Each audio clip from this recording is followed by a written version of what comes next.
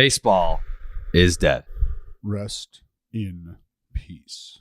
I have to issue an apology. It's something I don't normally do. Admit that I'm wrong. I was wrong. I wasn't wrong. I made a mistake. That happens a lot, but that's fair that you're admitting it. It was ignorance. It was not a knowing. That's more of a characteristic. Yeah, I'm ignorant. I'm ignorant. Yeah, you ignorant. I am. I am very ignorant, and I owe an apology to Philadelphia Phillies fans. Wow. Yeah, I do. Wow. I do. I owe an apology to them, and I'm a man of integrity. I sent out a tweet, and again, man of integrity. The tweet's still there. I left it up. I did not offer an explanation or an apology on my Twitter, but I am offering it here. Last night, Gavin Lux walked off the Philadelphia Phillies.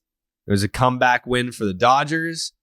I saw the last couple of innings, and I said something to the effect of, are the Dodgers this good or are the Phillies this bad? The answer is yes, as in both are true. Wow. I did not realize. That is what we call a backhanded apology. No. Absolutely. Absolutely. Let me explain. You're just dragging your knuckles across the face of Phillies fans. No. Like, hey, guys, I'm sorry. And they're all, we're talking about. They can't speak because you're fucking smothering them. That's what I'm apologizing for, is that tweet. For smothering them? For being a dick? For that tweet. So I sent out that tweet, and I did not realize that the Phillies had won the first 3 games of that series. Because in my mind, the week before, the Phillies had blown not one, but 2 7-1 leads.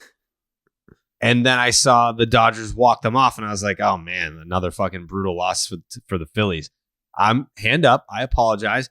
I didn't know that the Phillies won the first 3 games of that 4-game series. So Phillies fans were like, what the fuck, man? Like, you trying to say that we suck? We just fucking took 3 out of 4 from the Dodgers. We took the first 3. We were about to sweep them. Like, fuck you. And I was like, it's not worth it. Like, you guys are obviously frustrated. Like, I'm frustrated with my season. Like, you guys are obviously frustrated with your season. Like, let it out. What are you going to say to that, though? What are you going to say to that in response? I mean, come on, frustrated with their season. They're frustrated with their season. What are they? 3 games back behind the Mets? No, really? Yeah, I can't.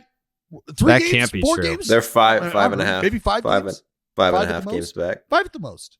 Check 5.5 with One a game losing under record. 500. They have a losing record. They're getting so there. what? They're in second place in their division right now, losing record. It's a fucking month and a half into this ball season, Jared. Come on. You're trying to tell me that if you have a losing record in mid-May that you can't be frustrated? Sure, you can be. They're a game under 500, right? Yeah. Isn't that what you said? Yeah. They're a game under 500. Yeah, you can be frustrated. Absolutely, you can be frustrated. But it's not like they're a terrible baseball team. I'm not saying they're terrible. Defense you said is that. not. You said that. You said that, Dallas? You said that. Dallas. I did not say that. Yeah, you did. Unbelievable. Oh, now Yeah, you're you both did. coming after the Fightins. Am I the only Right. one who's going to defend the Fightins? I mean, I am clearly the one defending the Phillies here. Clearly the one defending. You're like, come on, guys. They're not that shitty. No. That's what you said. I'm trying to get you to recognize. Okay. All right. Well, I recognize that they're a game under 500, and I'm giving them a pass for being frustrated because they should be frustrated. The Phillies are better than a game under 500. Yes. Yes, the Phillies are better than being. Yeah, They have a plus 18 run differential. I know. Do they? I didn't know that. Yeah. Do they? The Phillies have a plus Well, it's 18 because run differential. Bryce Harper has a UCL with 7 different fraying ends to it, and he's still bashing baseballs right now. Right. Like, Bryce Harper's torn UCL, it has an OPS of 1,400. Yes. Yeah, exactly. It's true. Bryce Harper's UCL has 11 grains in it, just like the fucking bat he's using. Right. Bryce Harper's UCL is right now has a WAR of 3.5. Right. And for all the shit that fucking Phillies fans were giving Kyle Schwarber for getting off to a slow start, apologize. If I can apologize for my misfire or my ignorance, then Phillies fans should apologize for what they said about Kyle Schwarber. What I mean, did they jump on him? Yeah. They're like, this guy sucks. Why did we sign him? Isn't that something that happens with every new arrival, though? Should they start out slow? Like, everybody's just like, oh, this guy's fucking terrible. Why did we make this decision? Why did we make this move? And everybody that's been a fan of the player is like, hey, just come on, hang in there. We'll be all right. Just wait it out. Like, everybody starts slow. Like, it's the conversation you have to have with every fan base who gets a new player. Yeah. That isn't performing well right away. It's like, well, this bum. I can't believe you guys like this guy. This guy was good for you. This is fucking terrible. I mean, let's not sleep on it. Kyle Schwarber, is he hitting 200 yet? I don't know that he's hitting 200 yet. He's not, but he was at one point. But I will say this. Kyle Schwarber is not going to win any batting titles. However, his first 8 games, he was hitting 094 with a 413 OPS. But over his last 25 games, he's hitting 222. 330 on base, and an 852 OPS. He's slugging 522.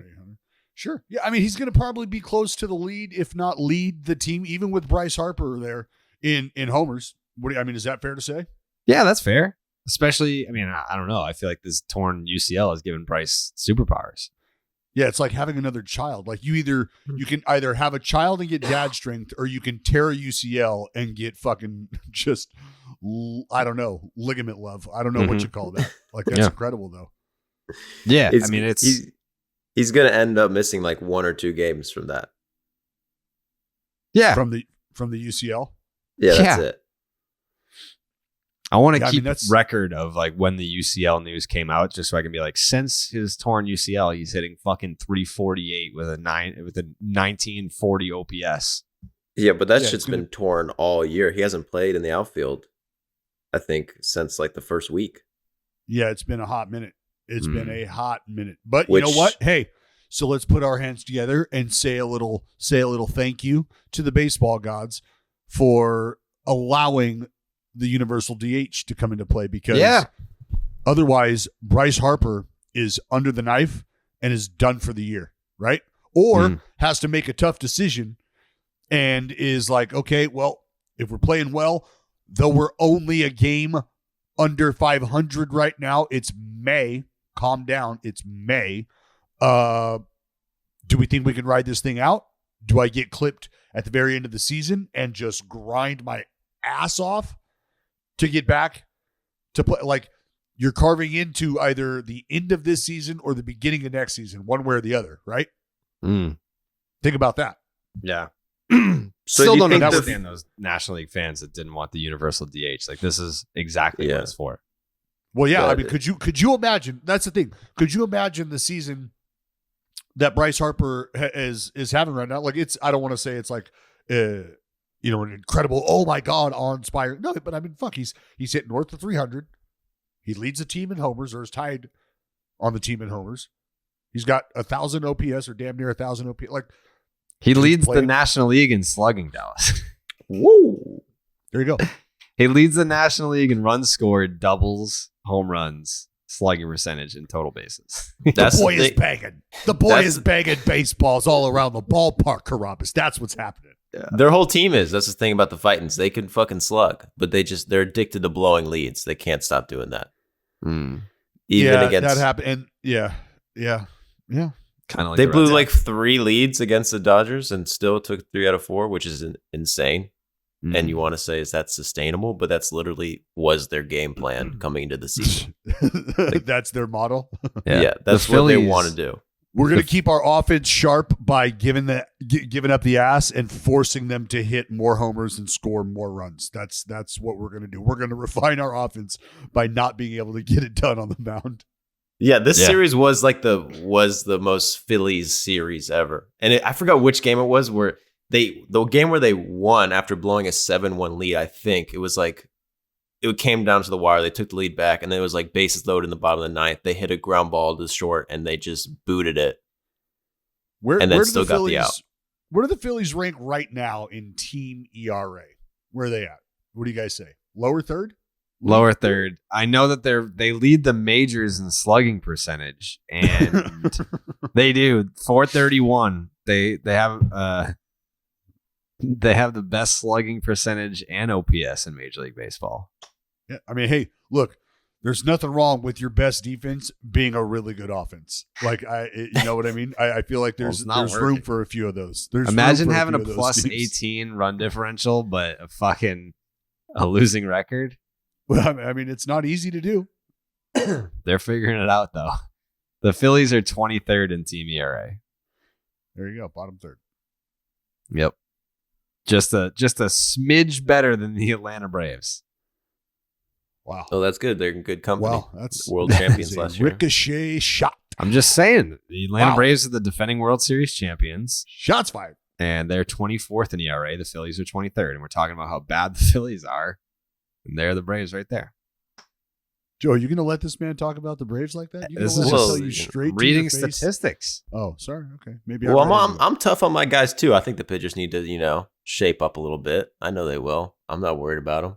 Yeah. What's, sometimes you start slow. Only way to go is up. Look, speaking of pitchers, we can't just not address a historical moment in baseball. A historical moment. Before we talk about what happened, we should give some love to old Hunter Greene over there.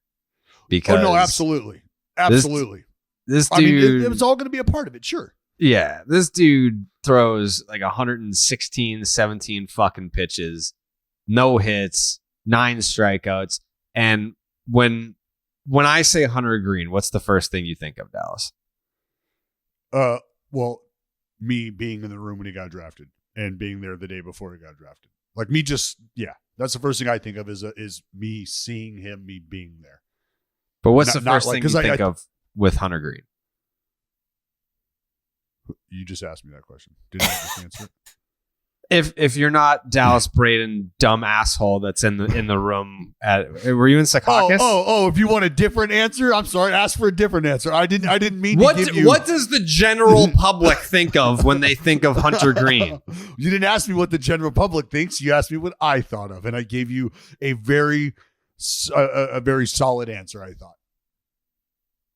Nobody else is going to be able to give you that answer, Jared. Only I can give you that answer. So I'm sure a lot of people were in the room that day. No, that's not. Well, there was a minimal amount. There were people in the room. There was a minimal amount. Okay. The only person who was there when Hunter Greene got drafted. Yeah. You're the only witness. It was me and Hunter Greene holding hands on a Zoom with his parents, and I walked him over that. Yeah, no. Well, they think how many 100-mile-an-hour fastballs is this dude going to be throwing in the ball game today? Because that's all this dude does is blow chundos out there. Right. But if you go back and watch the highlights from like start, his off speed was what was buckling everybody. Well, don't get it twisted. The dude's a pitcher. Like the dude understand. He has an understanding, of the craft of what pitching, the art of pitching is. So in terms of working off his fastball and moving the fastball around and wrapping off speed around those locations, he gets it. It was and it's a lot easier when you have 100 miles an hour in the gas tank, that's for sure. But that's not taking anything away from him. He's the man creating that. So what Dallas Braden is trying to say is that it's fucking easy to be Hunter Greene. Oh, absolutely not. Dallas Braden was just like, you know who's got it easy? You know what pitcher just goes out there and like doesn't just make it look easy, but like his life is easy? Hunter Greene. Well, I mean, he makes it look easy. Mm-hmm. He makes throwing 100-mile-an-hour baseball look like, oh, well, I think I can move my body like that. It should be 100 miles an hour coming out of my no. Who has easier cheese, Hunter Greene or Bruzdar Gratterall? Ooh, man. I'm gonna say it just looks like Bruzdar Gratterall is using less of his body, and like if he were to have a give a fuck meter, his meter wouldn't really dial up as much as Hunter Greene's. And Hunter Greene, it's not a violent delivery. No. By any means. Anyways, the Cincinnati Reds, who let me double check. Let me just double check to make sure that I have this correct. The 9-26 Cincinnati Reds. The 257 winning percentage Cincinnati Reds. I'm not piling on. I love the Reds. I love their fans. I'm sad. Sure, I'm sad sounds like you're piling on. No, I'm not. For context, just to give you the idea of how badly things are going in Cincinnati this year, the negative 65 run differential Cincinnati Reds. Well, they no-hit the Pittsburgh Pirates, Dallas's Pittsburgh Pirates on Sunday. And they still lost the baseball game. And I want to say since 1900, that's either the 5th or 6th time that's happened. It's the first time in 14, 15, 16 years, somewhere around there, that's happened. How do you feel, Dallas? I feel wonderful. I mean, it's really a big brain approach when you think about it, to just say, we're not even gonna swing. Maybe we're gonna swing. We're not even gonna try to hit the ball. We don't care. We don't need to hit the ball. Hits, what are they good for? Absolutely nothing. We can win baseball games without hits. Who else is doing that these days? Who else is trying that? Nobody. Who else is making it happen? Nobody. So kudos to the Pirates for thinking outside the box, Jared. We're going to get any credit there? It takes discipline. It takes discipline. Think about the collective team effort it took at the plate to just start spitting on shit in the midst of a no-no. Still saying, no. I will not expand my strike zone. That's a 100-mile-an-hour fastball. That's a wipeout slide piece right now from 100. I'm not doing it. I am not. I'm spitting on it. Ball. Free pass. That's all you need to win a ball game, Jared, is a chip in a chair, my friend. A chip in a chair. And that's exactly what the Pirates did, is they forced the hand of the dealing ace. And they said, we've got an ace up our sleeve, our own. That's right. It's called discipline. How many walks did he have? 5? 5. 5. That's why he was at 118 pitches or whatever it was through 7 and 2/3? 7 2/3? Yeah. 7 1/3? Wasn't great. Yeah. I mean, it's nasty shit. And look, that's a byproduct of a guy with nasty shit, a strikeout pitcher. Your pitch count is going to ramp up maybe a little sooner than some other guys because you're probably taking care of a lot of the work yourself. You're knocking guys out left and right, 2 an inning. You know what I mean? Or you're getting to 2 strikes on everybody, and then they're flailing at something and maybe weakly putting it into play so you don't punch them out. But your pitch count starts to ratchet up. I did think it was funny that fucking Daniel Vogelbach posted on his Instagram, and the caption was like something like "Happy Flight." It's like, dude, you guys just got no hit, but like, you're right. You won the game. You win the game, dude. What are you gonna do about that? Like, okay, that's one of those things in baseball where, like, and I don't want to get crazy here, all right? And I don't know if I should. Oh man, I'm gonna say it. It's not like the Pirates are gonna get no hit again this year, right? Like, come on, that's not gonna happen. That's not gonna happen, is it? You daring the baseball gods right now, Dallas? I'm not. But when's the last time the team got no hit twice in the same year? Yeah. Oh shit! Actually, was that 2 years ago? Yeah, like didn't Tampa get no hit twice? 3 teams: Cleveland, Tampa, and fucking. Oh god. Yeah. Oh man. But they won't get no hit and win. That's a very rare achievement, and you should celebrate that. You should, because that's never going to happen to them again. If it does, then they're probably should be recognized as one of the greatest teams because no one's ever done that. Yeah. Tough. Last year, the Indians got no hit twice. Yeah. I can call them the Indians because they were that at the time. I said Cleveland. You can say Indians. It's okay. I was more considerate. Yeah, it was Cleveland, Tampa, and who else? There was another team. 3 teams got no hit. The D-backs? Twice, all by the same team. In 2015, the Mets were no hit twice, including Max Scherzer's 17 strikeout gem for the Washington Nationals on October 3rd.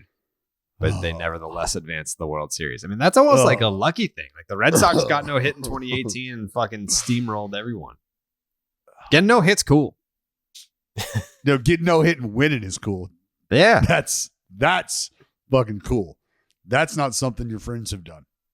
So is that recognized as like a no-hitter like in Cooperstown? No, they only pitched 8 innings. There was no bottom of the ninth. I mean, didn't they recognize Mad Bum's 7-inning no-hitter as a no-hitter? No. No, they took it was away a from him. remarkable achievement, or a notable achievement. Is what it was Notable called. achievement. I think it'd be funnier if it was remarkable. A remarkable achievement for Mason Saunders. Congratulations, Mason Saunders, on your second sport achievement. But congratulations to the Pittsburgh Pirates for wheeling and dealing a W while collectively deciding that walks are as good as a hit. Can we get That's right. one? Jared, it's early in the morning here. I've got neighbors. How early is it? It's not. Well, it's not terribly early. I guess it's 9:41 a.m. That's late Pacific enough, I Standard think. Time. You would think. It's late enough. I've got neighbors, and I try to be Right. considerate. Well, I mean, you don't really know them that They've well, got do you? I don't know them, but how else are you gonna? I mean, how else are you gonna raise it? That's discipline, baby. Nobody else is doing what the Buccos are doing right now. You raise that flag and wave it. That Jolly Roger. Oh, that felt fucking great. The amount of people that bought Dallas Braden Raise It shirts, disturbing. It's disturbing. I feel like we can do better. I feel like we can re-release the Dallas Braden Raise It shirt just because it's your likeness. They can't. When you retire from Major League Baseball, can the Players Association still come at us for using your likeness? No. It's only while you're active. Yeah, I mean, Do you know that for a They gotta- fact? I feel like you're just saying that. they got to work that. I am kind of just saying that. They got to work that out. They got to work that out. They would have to come calling, I believe. Okay. Yeah. Well, why don't you come call into the fucking DraftKings Sportsbook? Because Yeah, I can it's do an that. official sports betting partner of Major League Baseball. New customers can get just $5 on any team to win and get $150 in free bets, no matter what, shit. win or lose. Looking to turn a small bet into a big payday during MLB season? With Fuck yeah. DraftKings same game parlays, you can do just that. Create your own parlay by combining multiple bets like which team will win, how many bases will be stolen, total runs, and more. It's your shot at an even bigger payout. DraftKings is safe, secure, and reliable. Best of all, you can deposit and withdraw your cash whenever you want. All you got to do, download the DraftKings Sportsbook app today. Use the promo code JARED, Jared. Bet just $5 and get $150 in free bets no matter what happens on the field. That is promo code Jared at DraftKings Sportsbook, an official sports betting partner of Major League Baseball. Minimum age and eligibility restrictions apply. See the show notes for details. MLB trademarks used with permission. All right. So the another oddity that happened last night, we got to see Albert Pujols on the mound. Which was incredible. It legitimately, like I've come. How do you? It's like seeing Barry on the mound, bro. Yeah. Like that's like Barry wouldn't have done it though. He would have been like, "Fuck you." Yeah, man." just Like, no I'm, Well, I mean, whatever. But that's not like. imagine asking I 42-year-old legitimately Barry shook. to go grab an inning. He'd be like, "Fuck yourself." But see, At here's that the thing. age, he would have done Here's the anything to be thing. back in the league. He would have done it. So He was still in the league, right? At 42, no. I'll tell you this much: if you, not that you would, but if you were so inclined and didn't believe me for whatever reason, Yes, he was. His last season, he was 42. Barry? Apologize. Yes. Yes, his last season was 2007. 42. And he could have played until he was fucking 48 if he wanted to. But the Barry league could have won't played let till him. he was 50. Easily. He can still play right now. I can strike him out right now. He'd hit 280 right now. Mhm. Barry would hit 280 right now. With like a But- 580 on base. But last night I was watching the Cardinals game, And in the bottom of the 8th inning, when Albert was standing on the rail, he looked over at Marmol and was like, and I saw him do that. And I shit you not, I screamed out loud at my TV. I was like, no fucking way. Prince Albert on the mound. I said those words out loud. And I was like, there's no, come on, there's no way this is going to happen. Like, and then I thought to myself, it's absolutely going to happen. Like, if this dude's turning around and telling the manager that he wants to go out there and pitch, that he's showing him this, I was like, he's not asking. He's letting him know, like, hey, right? They got that guy. I'm going to go out there. Like, he's like, hey, what do you want to give the people? What do the boys upstairs want to give the people? They want to give the people more Albert. I want to give the people more Albert. And so that's what he did. But he did that, and I immediately, I texted Ravitch on the broadcast. I was like, yo, I don't know if you're going to have time. Get your producers to pull the footage, though, because you can see him motioning to Marmol about, like, I'm going to go out there and pitch, and you can see the look on Marmol's face. He's like kind of that half smile, like, ha. And then it's like he realizes, oh, shit, you know what? If you're doing this to me right now and we're interacting, there's a solid chance of cameras on us right now. Fuck, what do I do? How do I respond to that? And then the next half inning, boom, Albert's on the fucking mound, and I am losing my mind because you're just like, come on, man. Come on. That's how you go out. Like, if you're Albert Pujols, so I have a couple different avenues that I want to go here. First, I want to ask Joey a question. Do you have, like, memories of Albert being great? Yeah. I remember he was, like, the best player when I was young. Like, what are some of I your, played like, MVP baseball when he was on the 05? cover. What year was he on the cover? 04? I think 04 or 05. 05 was Manny. Then 04. Okay. So you were... Yeah, when you were I... like fucking 10. 04, I was 6. So, like, when I started, like, understanding baseball, he was the number one player. And I was in it. And then he was just the GOAT. And then he left, and it wasn't the GOAT. But he still is the GOAT. He still is. Like, the fact that he's able to get... So, what I was thinking, I had a take. I was like, I don't want to throw this take on Twitter. I'll save it for the podcast. The fact that... Because the other thing that happened last night that is of note, Adam Wainwright and Yachty now have more wins than any other battery in Major League Baseball history after last night's convincing win, which is fucking awesome. But you have Adam Wainwright, you have Yadier Molina, and you have Albert Pujols, all on the same team, all basically 40 plus, and they're on a winning team, and they're lifelong Cardinals. And I know that Albert went to the Angels, but, like, he's a Cardinal. In what other market does that work? Because I'm thinking to myself, like, the Red Sox are too nerdy right now. And, like, the Yankees, like the Yankees, I guess they would do that.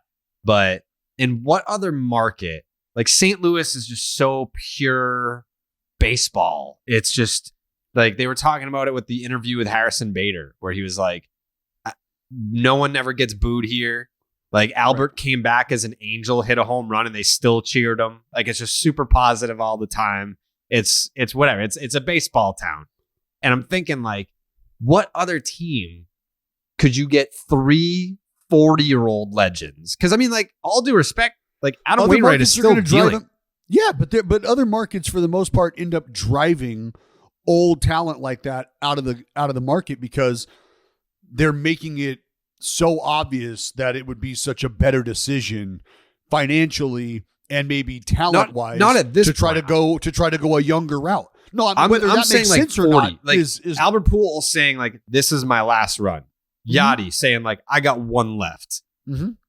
Like, Waino is still doing it. But like Yachty and Pujols being like, hey, like if I hit a ball in the gap, 80% chance I'm still getting cut down at second base.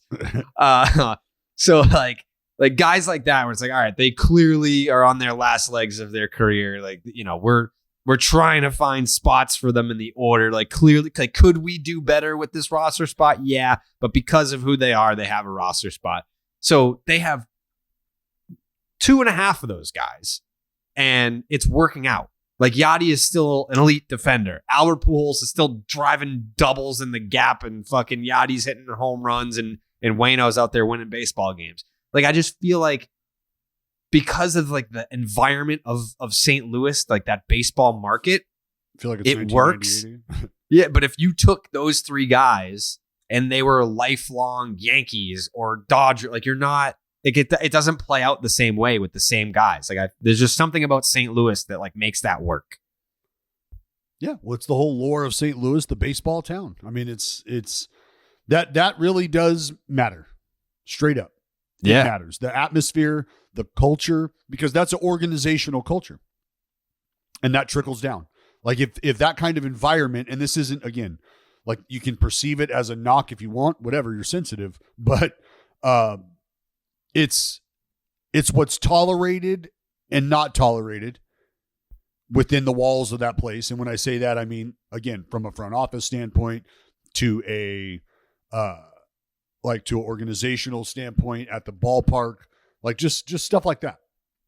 And I think that has an effect on how things operate. 100%. 100%.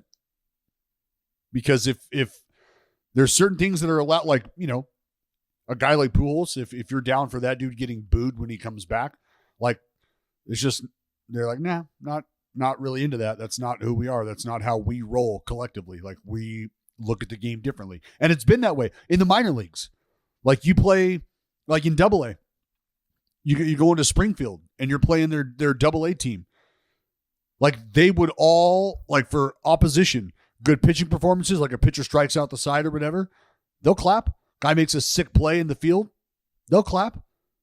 Like, they just, you know, they appreciate the game. And I get people's counter arguments, and there's always going to be counter arguments to that, but we're just talking about what market can you get old dudes still kind of semi-producing and helping where that would be allowed. And you just, like... Not many that are still attempting to contend that year. Yeah. Well, no, and because you would think small market teams that, like, are trying to contend, that's not a good mix for a place, or that's not a good mix for elder statesmen, is it?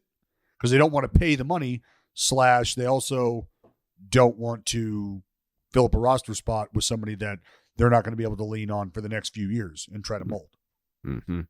Have you ever seen a team put a pitcher when they're winning by that much? No, that's the other thing. It's like, we're because that should happen more often too, because you would put a position player in when you're losing, and it's the white flag. You're waving the white flag. Here comes a position player. We're getting blown out. We're trying to save a reliever or whatever. But if you're up 16-2 and you're at home, it's more of like a celebration. It's like, yeah, like we won. Hey, we did it. Bring in Albert. Fucked up so bad. We're putting Albert Pujols, 49 years old. We don't give a shit. You think they would have done that against any other team than the Giants, who have been like all year being like unwritten rules aren't real?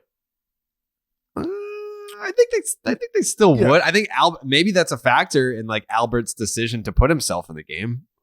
Like, hey, these fucking guys, like, they don't care. Yeah. Or they can't care. Right. Well, that's what I mean. Like, well, they can't. They might care, but they know they can't say anything about it.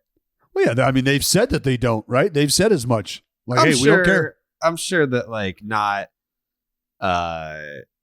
everyone feels exactly how Gabe Kapler feels, but now they can't say that. The message is the San Francisco Giants are here to beat that ass. And if you, in turn, beat that ass, it's all good. They get it. Yeah. That's the message. Straight up. That's the best message to send. I mean, it's fucking competition. You're damn right it is. Yeah. Absolutely. Yeah. We're going to beat your ass. but if you happen to beat our ass, it's okay. But it's also it's like no team can actually like. It's a bad look to be like, oh, they put Albert Pujols in. How could they? When everyone wants to see that, to be like, that's fucking not cool. Yeah. Did anyone complain about this? Like on Twitter? I wasn't really looking at it. I didn't. No one would. But I mean, like, what the fuck? The Rangers might, if it was against the Rangers. Yeah. Kapler and Bailey, Kapler, the manager, and Andrew Bailey, the pitching coach, were sitting there laughing. Yeah. Like you're laughing about it. Which is easy to do, I guess, when you're, well, those are the ball games. That's why people are always like, "Oh my god, our team's getting their ass whipped." Let me tell you right now, as a player, the blowout like that is so much easier digested than a closely contested ball game that you lose, a 1-run ball game. That fucking hurts. Mm-hmm. Like I'm emotionally attached to that baseball game. I dated that baseball game. We might have broke up a few times. Ended up getting married. We had children. Like that baseball game means a lot to me. That 1-run game. Yeah. Yeah, and it's just like, again, it helps that the Giants are playing well overall. Like if the Giants were actually, by the way, shout out to the NL West, because the every team there's not a team with a losing record in the NL West right now. No, yeah. That makes Believe it no or not. sense. Yeah, it doesn't make any sense at all. I mean, the D-backs, have they played each other? Like, what the fuck? That is The Colorado Rockies have a negative 28 run differential, and they are still at least 500. Because they got a smart front office who knows how to manipulate shit, and they pick their spots when to win. They pick their spots. They sure do. And That's incredible. Yeah, good for the Rockies. Good for the Rockies. What else was going on? Was there more shit from that game? Oh, by the way, the fact that Shohei Ohtani's already at 100 home runs in his career. Whoa. It's crazy. Like people, like I can appreciate it, but I think in a lot of people's minds, like last year was Shohei Ohtani's like rookie season. Like people don't realize that he's like been in the league since 2018. Like I tweeted out, Shohei Ohtani just hit his 100th major league home run. They're like, how? Like that's quick. Yeah, I was like, he's the quickest Japanese-born player to 100 home runs. Okay, I mean, yeah, I mean, it's definitely it's. He did it in. I don't have the numbers right in front of me, and I wish I did because I had them in my notes in my game notes. But yeah, it's him, then it's Matsui, and then it's Ichiro. It took Ichiro like over 1,800 games. Took Matsui, I want to say, like 600 games, 630 something games. How many games did it take for Shohei? I want to say 400 something. Yeah. And yeah, it was like, it's parts of 5 seasons, but we're a month and a half into this one, and 2020 was 60 games.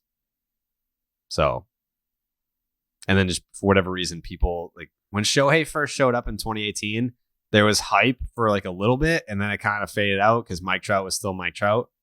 But now after last year, it's now everyone's paying attention. Well, because Shohei got clipped the elbow, right? He wasn't giving you both sides of the dynamo that was being sold to you. So now that you're getting it, you're like, oh fuck, this is what we were talking. This is what Dallas told us was coming. This is what Dallas told us was coming. Wow. Didn't see this coming. Tried to warn you. Tried to tell you who your new favorite player was going to be. Nobody wanted to fucking believe me. That's just not true. Nobody wanted to believe me. Dallas Braden, he went over to Japan and he discovered this no-name talent by the name of Shohei Ohtani. No one was talking about him. He came over to the big leagues. He was the little engine that could. Everyone's like, this guy, don't see it. People were comparing him to Shane Spencer. Was the major league comp that he got. There's a lot of Shane Spencer guys like that, but I put him on notice, man. You're welcome. Thank you. Thank you, Dallas, for blessing us. Yeah, Shohei is my Shohei gift to you. Yeah. Another guy that's getting a lot of hype though, Nestor Cortez, and I feel like it's deserved. He leads the AL right now. He's got the lowest. He's got the lowest ERA in the American League. He's got the lowest doing ERA in baseball, doesn't he? Yes. I don't know if it's all of baseball, but I know it's the American League. Maybe it is. Maybe it is all of baseball. Yeah. Have you ever talked to any hitters that have faced him? Like how big of a difference? I'm sure it's a big difference. Like that would piss me off. How big of a difference does it make when he does like the herky jerky messing with timing shit that he does?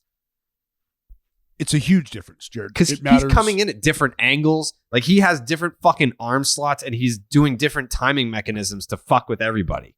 Mm-hmm. Yeah. Like the reason as guys get more comfortable doing that on the mound and making it more and more a part of their offerings. And when I say like offerings, think about the idea of throwing a slider from your regular arm slot and then dropping down, right? Everybody's tinkered with that before. Well, now think about taking it to the next level, or maybe like the next 5 levels, where not only can you drop down and create a little funk from a different spot with every one of your pitches, but now you're throwing in different timing mechanisms as well, different hesitations, holding the ball, completely different looks with each and every one of those. So let's say you have 3 different timing mechanisms or 3 different mechanical adjustments that you make to alter the hitter's timing. That's 3 different looks. And you've got a fastball from your normal arm slot and a fastball from a secondary arm slot. Think about the combinations that are available to you right there. Like, I'm going to use my second hesitation move with the fastball from my side arm slot here. That's what I'm going to this time around. Like, conceivably, the hitter could see a different pitch from a different arm slot every at bat. That would be the most. How do you think he plans that out, or is it like a feel thing? It's a feel thing. He's like, but then you're able to. Like, go ahead, Joey. Sorry. Because that would hurt my brain to like plan out arm angles. I feel like you just gotta kind of start and see how you feel. Well, that's where the information comes from your analytic group, right? And you're getting a read on different guys' paths and how they're approaching the ball from what angles, and you match that up with the angles you're able to create, and you take note of that. Really? So it's not like he's planning out before the game. I would like to talk to him about that, but those are things that I would know absolutely. Like, hey, I can drop down on this guy here because of X, Y, and Z, things that I'm looking for. Right? Like at runners in scoring position, is this guy aggressive in the count? Well, if the numbers tell me he's aggressive on fastballs with runners in scoring position, this guy might be a perfect drop down candidate for me where I need to change the look here.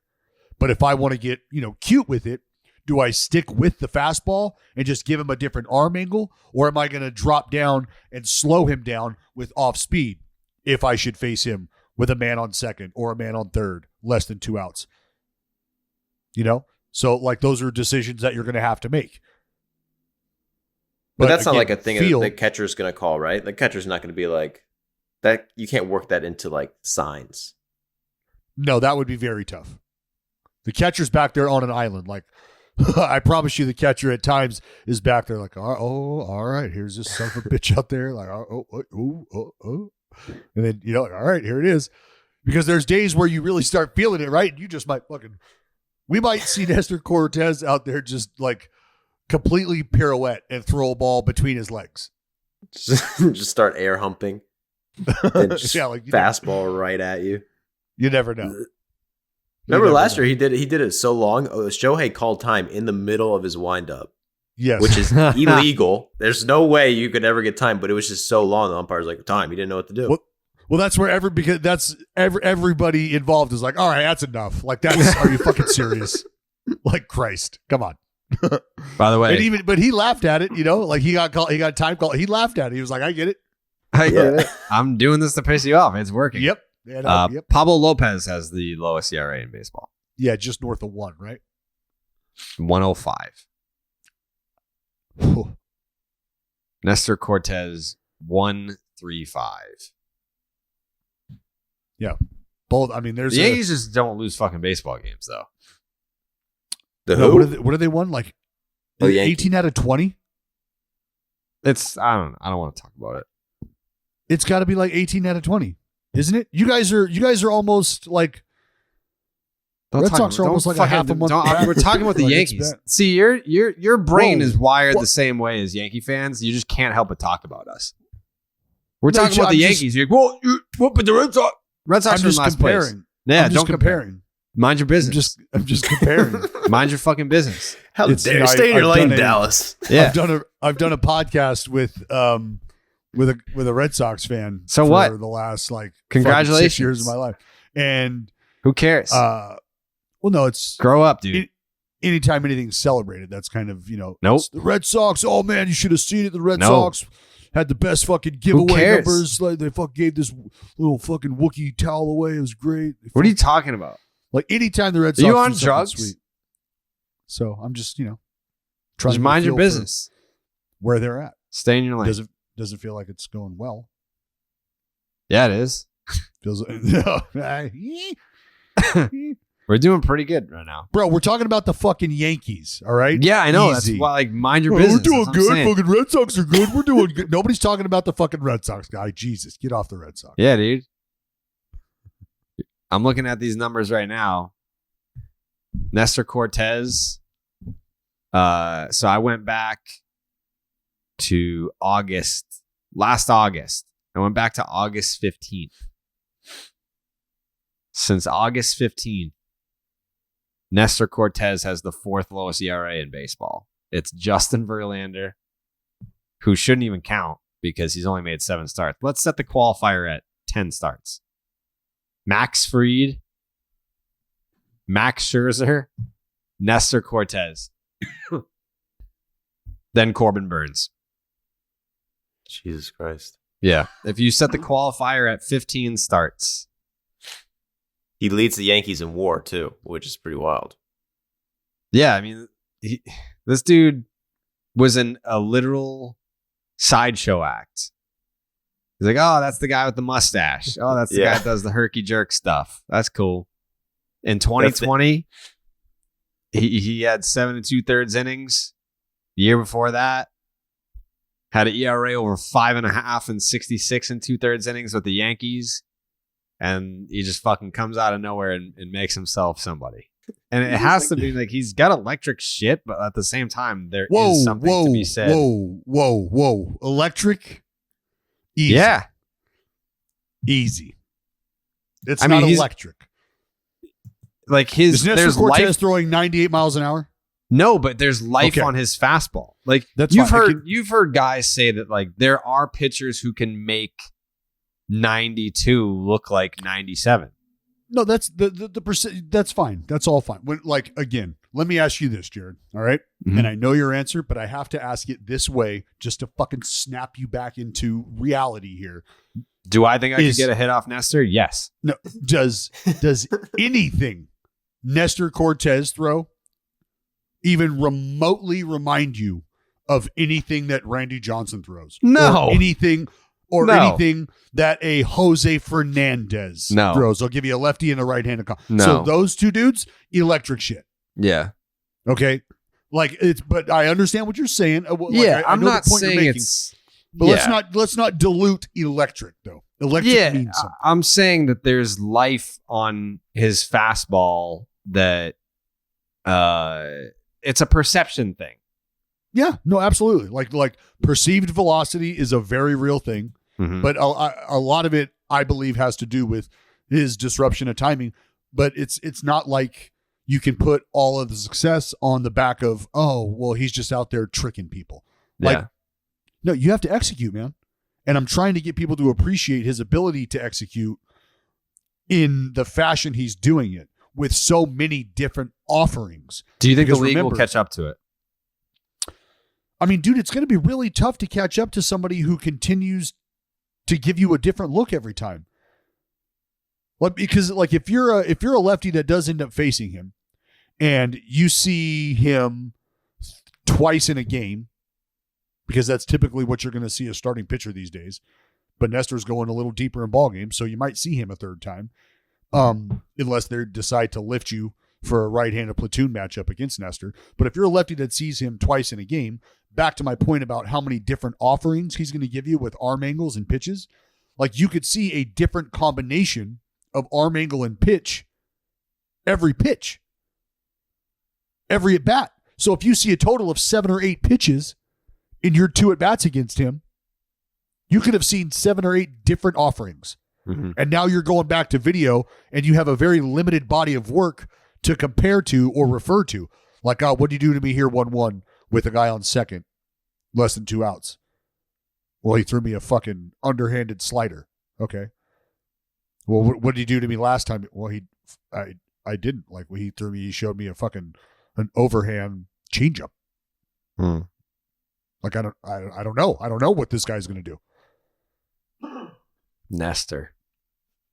Oh, nasty Nestor. Joey, gun to your head. Does Nestor Cortez start the All-Star game for the American League? Do you have the fucking balls to say that, Joey? Oh, the guns to my head? Mm-hmm. Oh, my God. No, he doesn't. He doesn't? Definitely not. Who do you think does? I'm just playing the percentages. Who does? Freaking Yeah, who is it? Robbie Ray? Robbie Ray. What? The Robbie Ray regression has been very real. Don't this year. start hating on Robbie Ray. I'm not hating. We talked about this earlier, bro. I don't really like that when people do that. Was that your that is your Cy Young favorite, isn't it? That's my Cy Young favorite. He's my Cy Young favorite, but I also think maybe Joe Ryan starts the All-Star game. Ooh, he's having a that'd really be a good nice year. that'd be a nice little nod. I mean, are we getting crazy here? Like if we're talking sustainability and you've got 2 names to choose from,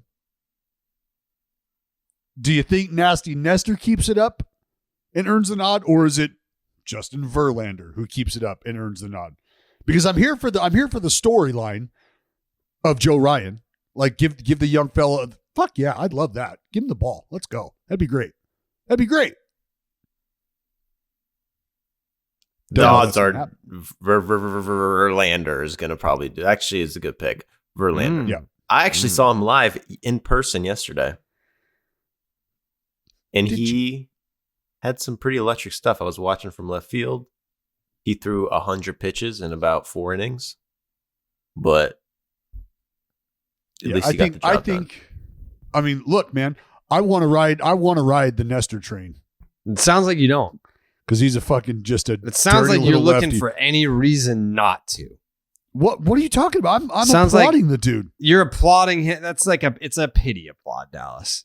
No, you wanted to turn him into fucking Steve Carlton and Randy Johnson and guy like pity applauding Nestor.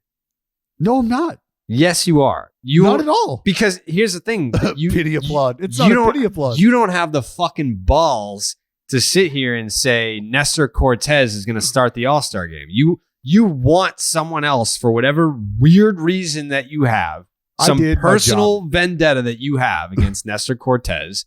You want someone to step up and take it from him because right now it's his. We are bound by fabric of baseball DNA as left-handed pitchers.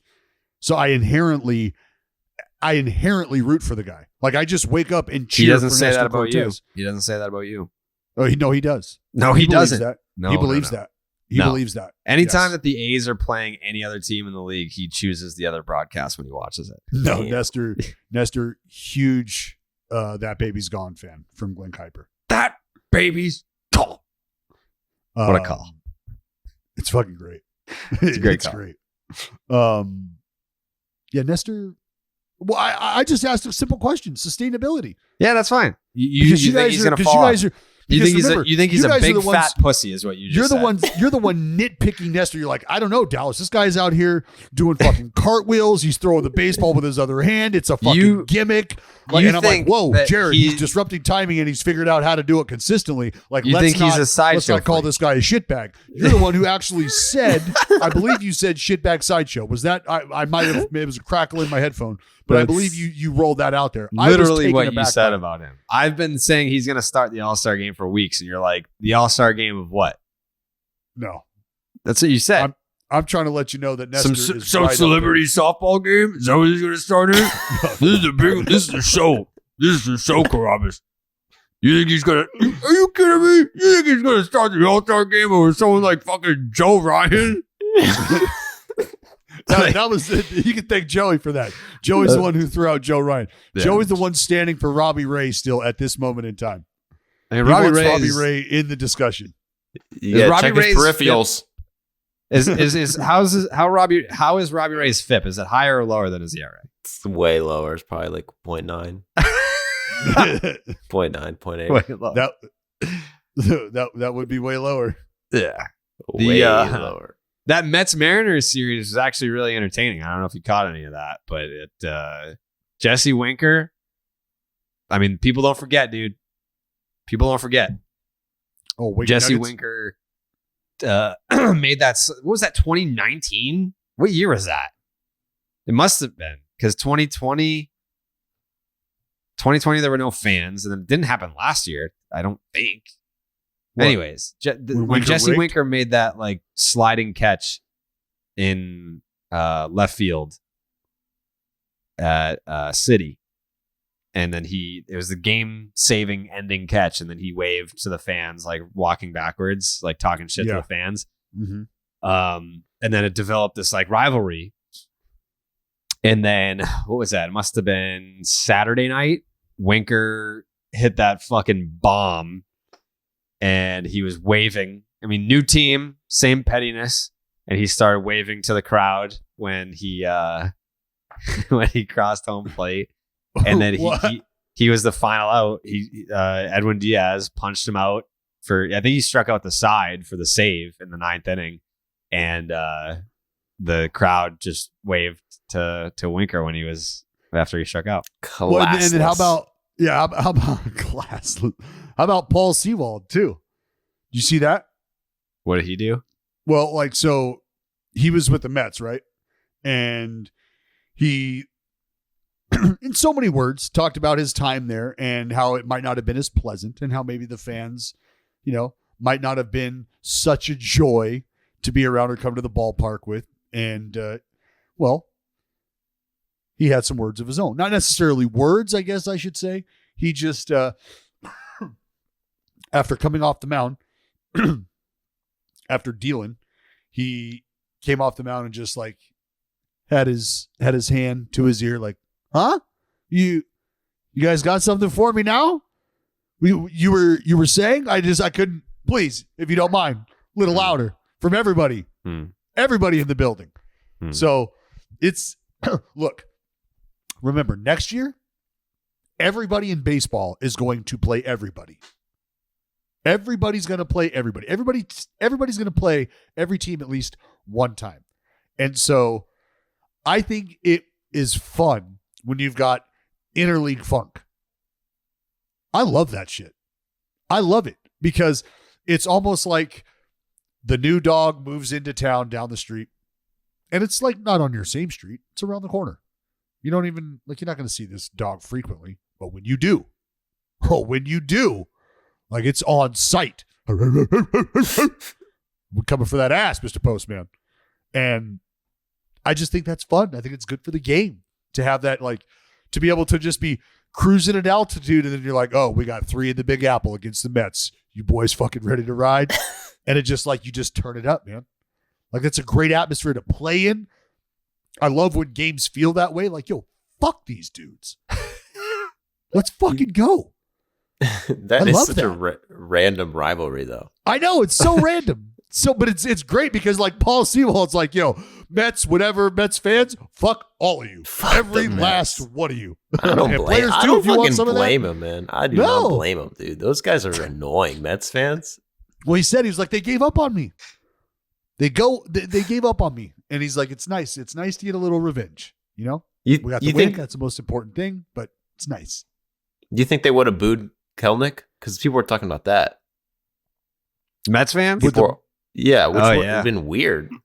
Oh yeah, you just start picking out, like, that's what you do in a rivalry, right? You just start wearing out all of the things that you can wear out. And if you've got Kelnick up there, who was like supposed to be, you know, this high and mighty prospect, this big impact, like, you're now a playoff team because you have this rookie up here and not hanging out. And they don't give a fuck. I mean, like, now Edwin Diaz is legit now. I mean, he was legit before, but obviously he had his hiccups with the Mets, and they've gotten rid of Robinson Cano. If you're a Mets fan, you fucking don't give a shit about Kelnick. Yeah, right? Why would you care? But it's like, that's what I said earlier. It's like, you just boo people just because it's fun. It really doesn't matter.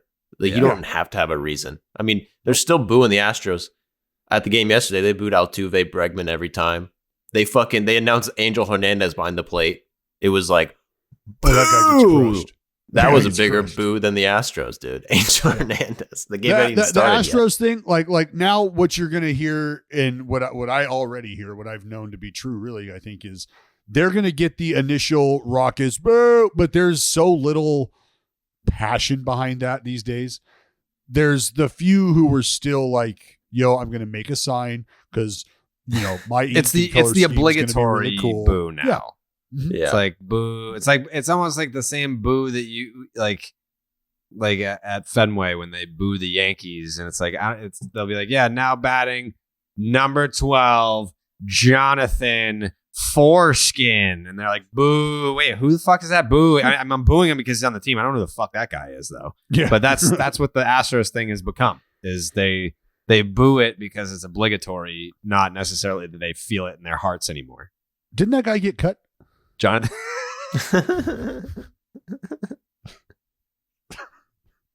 No. Did I read the transaction page wrong?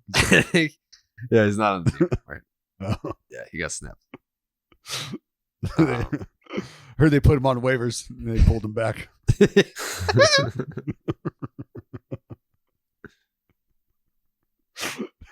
No. Again, was I wrong? Was that yesterday? Is that the wrong? He got cut, bro. Yeah, he got cut. It is what it is. You see Dave Roberts calling out the bullshit on the baseballs? Oh, yes. Let's go. Look, I mean, for here's a direct quote. Stands, hold on before the ring. Yes, give it to me. Dave Roberts. It was a quick quote. Dave Roberts on the state of the baseballs said, quote, "It's magically starting to carry a little more." What? Oh, really? Yeah. You know, I made this comment the other day, and tell me, I was talking about it 2 days ago because there was a ball hit in our game. A couple different balls hit in our game. One, a ball that was squared up to center field, a fucking bolt, and Mike Trout took off, head down, gone. And when he put his head up, he hit the brakes and circled around and had to come back in. And I'm trying to think of who fucking hit it. But I was talking to guys about the ball flight, and they're like, yeah, I mean, sometimes that thing just ends up knuckling, but it's tough right now because sometimes the sound of the bat and the ball flight don't match up. Which is dude. like that's a very disconcerting, like that.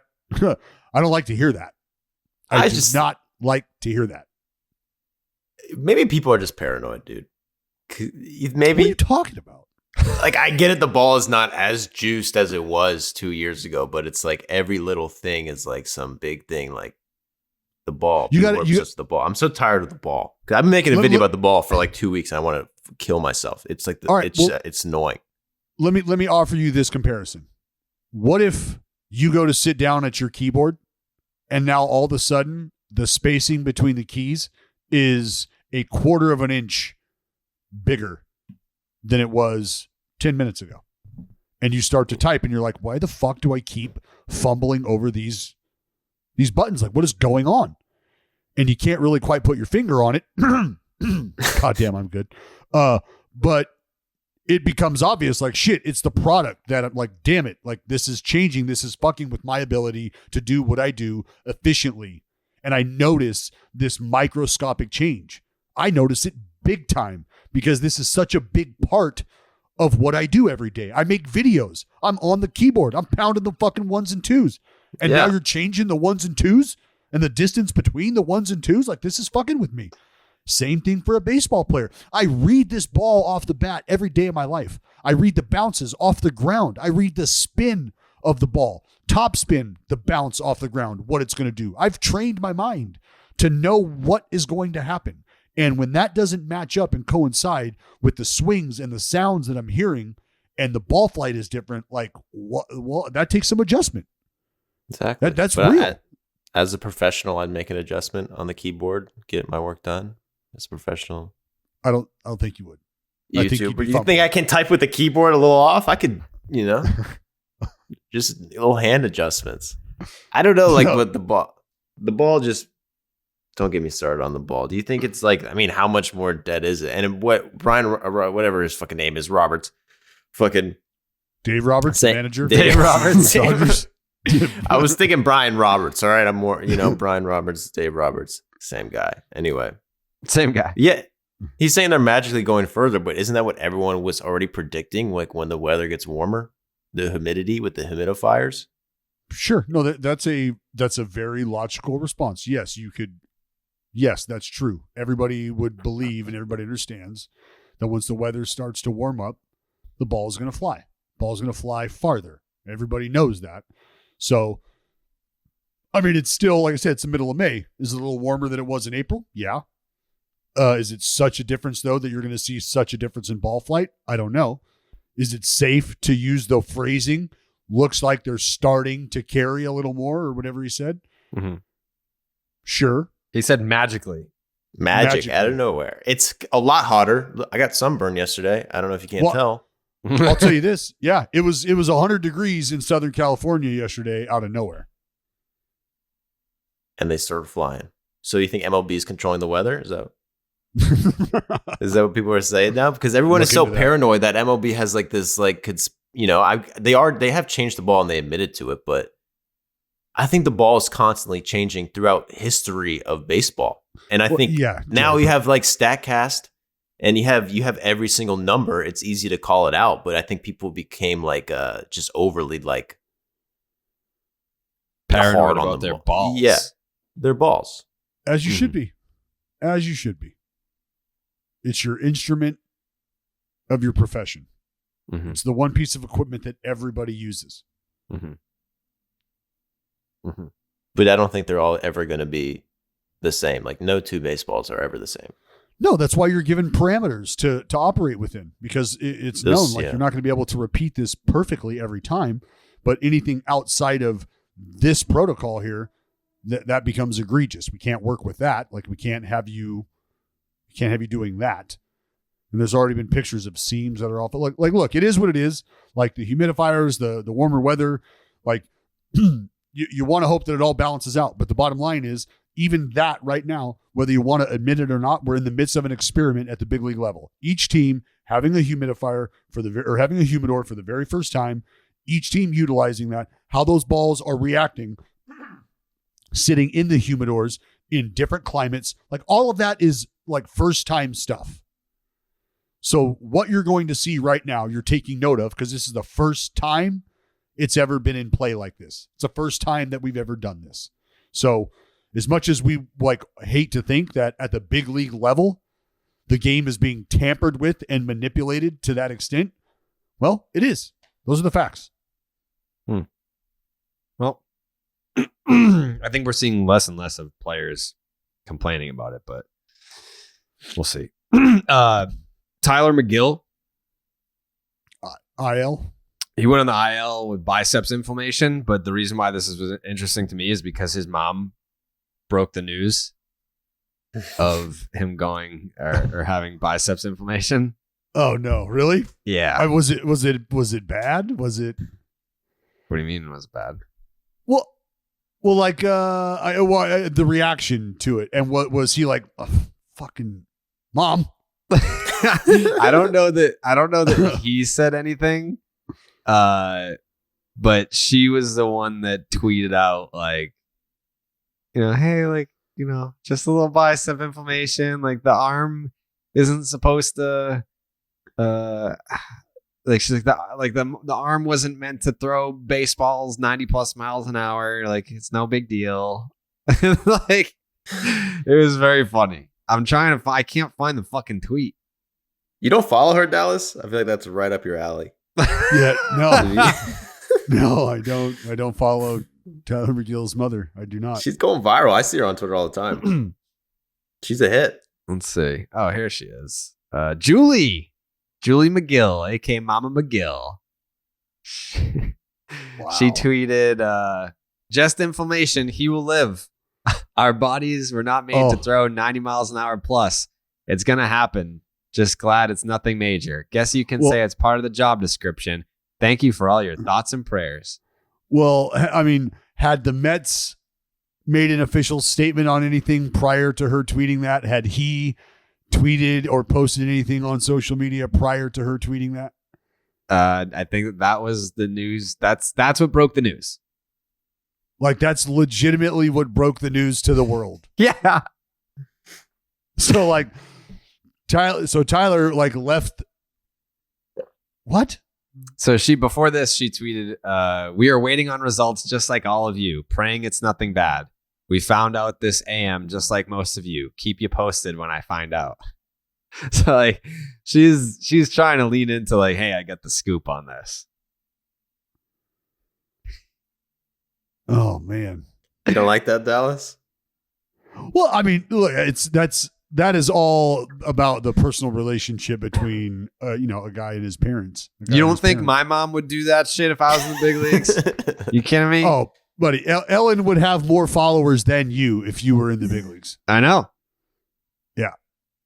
But what's the harm in that if that's going to come out anyway? Like, what could go wrong if she just slips it out? Nothing. It's just a matter of like, hey, like, and that's why I said, like, based on the relationship, like, if he's like, yeah, look, it is what it is. Like, I'm going on the IL. That's all a done deal. It's just a formality, like whether or not the team is going to, whether or not the Mets are going to get on that quicker than his mom or not. I'm sure that's something that they've all figured out or come to terms with. Like, yeah, that's why, like, yeah, I don't know. Weird, but hey. You seem like you're holding something back that you got.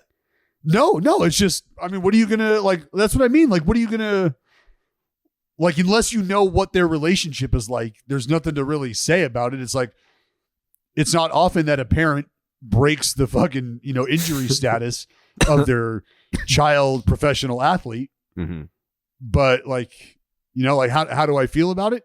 Look, like I've told the story plenty of times, Joey. I was pitching against the Red Sox in Oakland, and it's like the 7th inning, and it's like before we're starting the inning, and the in-house PA announcer, like the Jumbotron interviewer, is on the Jumbotron, and believe it or not, there were a lot of fans in the stands, and she's like, "Hey, I'm here with Dallas Braden's grandmother and girlfriend. Blah, blah, blah, blah, blah. Looks like Dallas is pitching a really good..." Like, this is on the fucking Jumbotron. In the middle of a genius move. That's so genius. Like, what the fuck are we doing? Are you serious right now? Like, is that happening? Oh, it happened. It absolutely happened. But, like, was I mad at my grandma? Like, no. But my grandma knew. My grandma was like, yep. Like, get the fuck out of here. Like, what are you doing? Quit talking to me. Quit talking to me right now. My grandma knew, but yeah, like that's just, That is so funny. Dude, did you see I know you probably didn't see this, but they interviewed Noah Syndergaard's parents during one of his starts, like on the broadcast. It was like his mom and his dad. Sure. And like during his start, and his mom's answering questions like, "I'm here with the parents," and his dad is just fucking staring at the field. Just doesn't even look at the camera, doesn't acknowledge it. The lady interviewing is just like, well, I love that. Yeah, nothing wrong with the mid-game interview with the parents. I mean, this was during the game. Like, I'm on the mound, and I can hear this. I can see this going on. Noah Syndergaard did not hear his mom and dad talking on the fucking TV. No. What did you do when I was in Oakland, did you wished a happy birthday to my mom on like the big board or something? Yeah. Ellen was in town, right? I don't remember which year it was. Yeah, I believe she was in town. And I believe she was in town. and I just fired off a little hello message. I had it as my pinned tweet for a long time. Yeah, you did. Yeah, you did. I'm trying to figure out what you did. It was something. Let me see.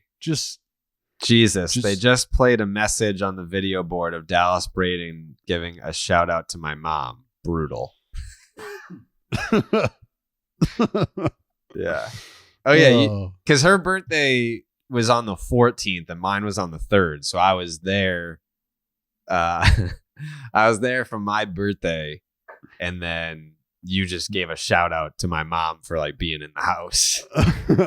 Well, if you remember, we surprised you, Jared. Yes, we surprised you. Yes. See, mm-hmm. That's right. That's what happened. You see what kind of friend I am? You see what kind of friend I am? Right. Surprised Jared with a visitation with his mother and I together. His sister. Yeah. It was beautiful. Yeah. It was beautiful. But that's what I do for the guy, you know? His nice mom and I care a lot about him.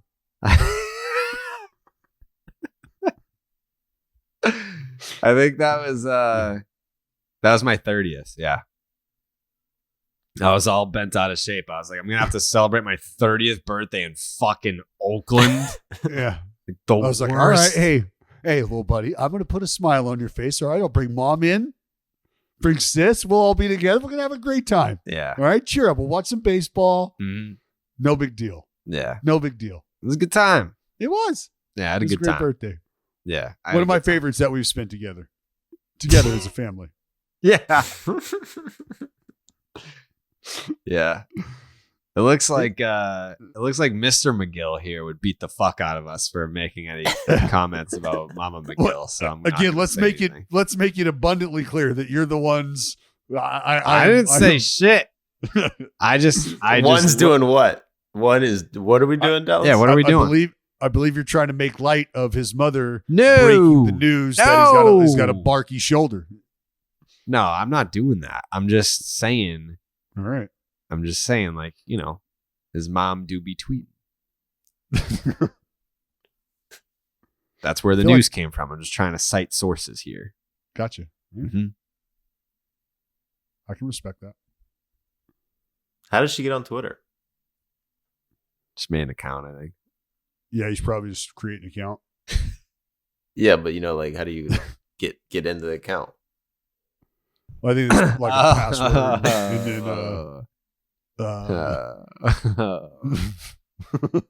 I'm locked out of my account trying to get in. Yeah. Interesting. Well, you happen to cut it, Jake. Cut it out. Cut it out, dude. Got it. I was trying to let Dallas say it. I didn't want to say it.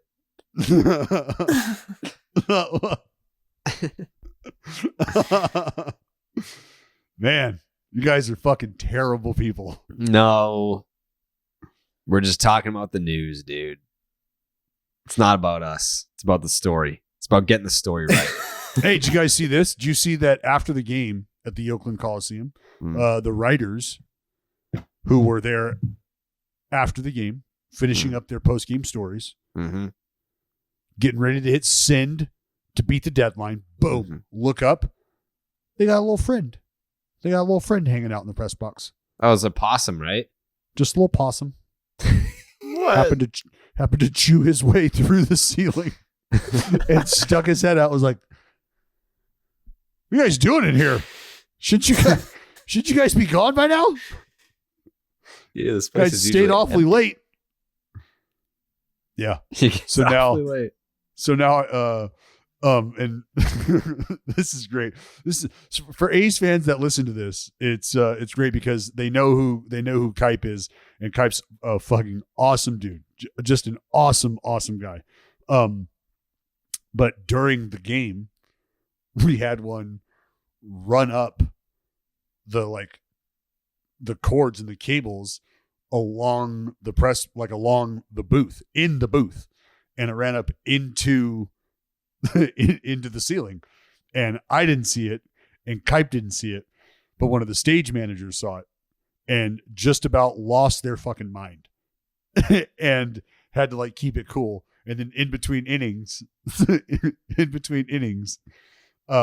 like told us what happened. And I swear to God, for the last like 3 innings of the game, Kipe would call the game like he'd be talking, and then just he'd be staring at the wall, because we got a banner that covers where that possum probably entered and had to climb up.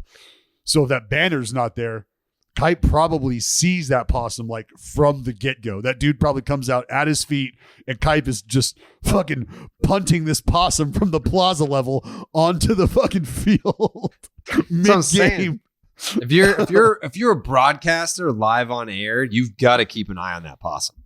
Oh man. So now, like what I have planned to do, I'm like trying to figure out a way that I can rig the back of the the back of this this sheet, this covering that we have, so that like I can make it move from like where I'm sitting, you know, and I can start to fuck with him. But I'm gonna get one of those, like a possum tail. I'm gonna get one of those and tie it on a string and hide it under the. You can't tell them that I'm telling you guys this, all right? Yeah, no one. So everyone that's listening, keep it cool. Yeah, keep it cool. Yeah, Keep don't it be hush. a snitch. There's probably worse shit in the walls of that stadium, bro. I mean, dude.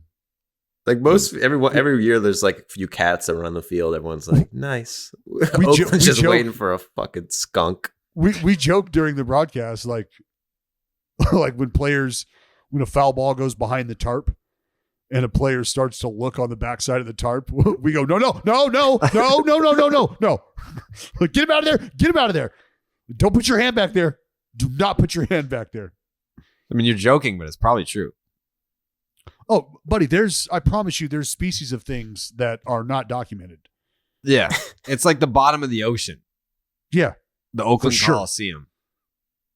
Like when I'm walking down the hallways there's just like fucking garden hoses on the wall and shit.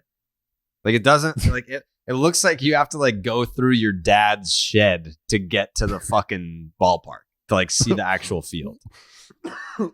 Well, the area you're talking about is diamond level. So yeah, which should be the most luxurious level that you have to. He's like, yeah, the part that you're talking about, like the upper bowl and everything, that looks like a stadium. But the part that you're talking about is like, you know, like that's like the fucking the Legends suite of the Yankee Stadium. That's our fucking the shed level. That's what it looks like. It literally looks like a fucking shed. Wow. Yeah, that is it does. One, it's uncalled for. I'm just saying. How much does the ticket down there? $10? It's worth it, I'll tell you that. It's definitely worth it. And now I'm trying to think like, all right, those like teriyaki sticks that I had, like, is that like what kind of meat is that? That's probably possum meat. Look, I don't make the menu. It's just, I don't know. If you're in the Oakland area, which I don't know, I hope you're not. Whoa, head on what are down you talking to the about? Coliseum and check out we're the diamond level. We're mere votes away from a complete and total turnaround. I hope you guys get it. It's an experience. You got to get to the Coliseum. There's not going to be a bigger appreciation of how glow up. shitty it is first. What? There's not going to be a bigger glow up than the fans of Oakland A's. The fans Las of Vegas Oakland A's? A's baseball. The fans of A's baseball. Yeah, the A's baseball. Mm-hmm. There's not going to be a bigger glow up. I can't wait. I hope they move to Vegas. It's why would you say that out loud? Because it's fun there. I don't want to go to Oakland. I have to stay in San Francisco to go see the Oakland A's. And I still got to walk past a mile of heroin needles just to get there. Take a different route. I don't know. What are you?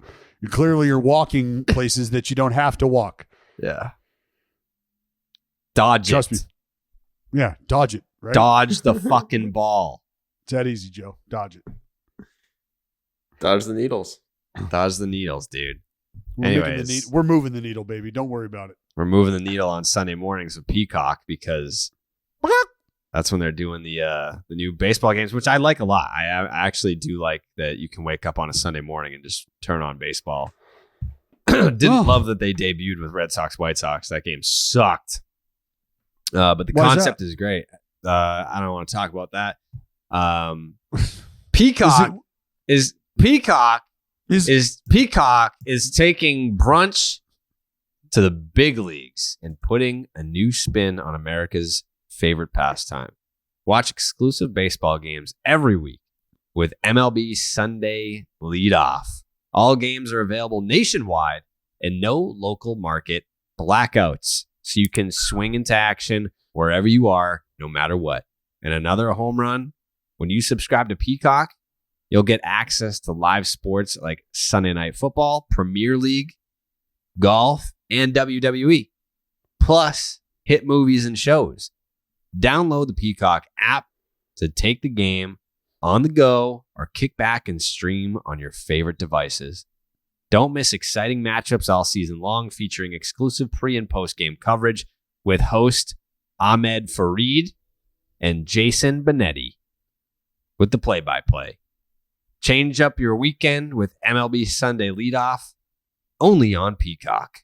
Go to peacocktv.com/MLB to sign up now. That's the dude from the White Sox broadcast, right? That is correct. Yeah, he's great. He's good. He's really good. I thought that when I saw him on that first one, it was like Kevin Youkilis and the White Sox guy. And I was like, oh, this is cool. They're going to bring a broadcaster in from each broadcast. But I guess it's just he's doing all of them. Yeah, that'd be fun to work with him. Oh, Dallas! Are you going to be doing any Cox stuff? Big Cox guy. We know that. We do know that. If you listen to the D1 baseball podcast, you know I'm a big Cox guy. Mm-hmm. You know him, you love him. Are the A's going to be on this Cox schedule, or are you doing a non-A's game? Should they be on the schedule, Jared? I would be more than happy. Mm-hmm. Should my phone ring? I don't know. Oh. I mean, yeah. So you haven't examined the Cox schedule yet? Not in its entirety. No. It's I don't know how much the Cox is scheduling out. Well, I can far enough out there. Yeah. Yeah. Like it could be I don't know, it could be a Cleveland Indians game, just spitballing. Oh, okay. So I'm looking at the schedule here. We got so the game starts at 10:30? No, there's some nooners in here. Cardinals Pirates is next Sunday, the 22nd. Giants Reds, Tigers Yankees, Oakland A's, Cleveland Guardians on June 12th. Holler! June 12th at 11:30 a.m. Yeah. In Cleveland, which is that's Central Time. That is Central Time. Yeah. So. Yep. We got June 12th. Dallas going to be all over that cock. How sick would it be if they did it at Oakland? What's at 8:30? Excuse me, Joseph? They did it in Oakland at 8:30 a.m. just to see what that attendance would be. Whoa! What are you doing? It's a good question. With that, it's a question. I'm just saying. I've seen some things online that have said the Oakland A's attendance has been down this year. Maybe a little. I haven't noticed. And I've read it online. I've read it online, and I haven't looked into it deeply, but it looked low. But and I'm thinking if they did an 8:30 start a.m., it would be like 2020. I'm gonna tell you right now, if you get the DJ out there pumping and drinks in the treehouse, people will come. Are they even allowed to serve that early? People, bars open at like 7. Really? For sure. Jeez. For sure. What were you gonna say, Dallas, about the Cox? Nothing. I had a decision to make. It was either sit in the stands in Cleveland on Sunday and take in the ball game. Maybe have some beers amongst the folks, or work and call that ball game. And I wanted to work and call that ball game. Yeah, I bet you did, huh? Feeling like Cleveland fans? Oh, I enjoy Cleveland fans. Joey, I enjoy the hell out of Cleveland fans. Cleveland fans treated me very well as a player. Very well. What do you mean by that? I mean exactly what I mean by that. Did they I can tell you a story offline if you'd like. Oh, yeah. All right. It's a great story. Pause it. All right, tell it. All right, Jake, pause. Go ahead. Jake, you got a smile on your face today. Looks like the sun's beaming through those blinds back there. Hit me with the weather report, big dog.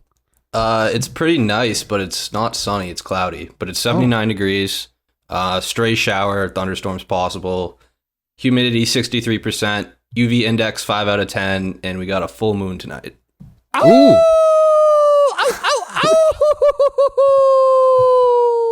ow. Let's fucking go. No more of that waxing crazy. That's true. Full moon. Big full moon guy. Yeah, that Cleveland story is worthwhile. It's worth your time, Joey.